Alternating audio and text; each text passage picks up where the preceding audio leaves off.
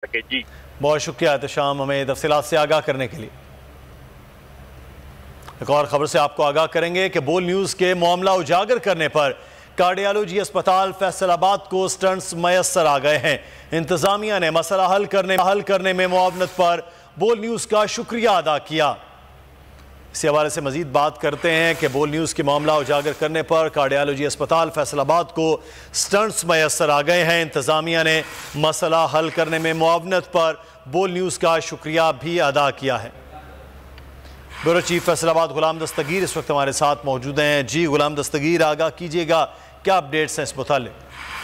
जी बिल्कुल, कार्डियोलॉजी अस्पताल फैसलाबाद जो 8 अजला को डील करता है, बल्कि 4 अजला फैसलाबाद के और 4 सरगोदा के, यहाँ पर स्टंट्स का इशू बन गया था। शार्टेज की वजह से मरीजों को परेशानी का सामना था। बोल न्यूज़ ने ये मामला उजागर किया, जिसके बाद यहाँ पर फौरी तौर पर स्टंट्स जो है अवेलेबल कर दिए गए हैं। इंतजामिया ने बोल न्यूज़ की खबर का नोटिस लिया है और बोल न्यूज़ का शुक्रिया भी अदा किया है कि उन्होंने इस मामले को उजागर करके जो मुतलका कंपनियां हैं उनमें तहरीक पैदा की और उनको मामले को तेज किया, जिसके बाद यहाँ पर स्टंट्स जो है अवेलेबल कर दिए गए हैं और मरीजों ने यहाँ पर सुख का सांस लिया है।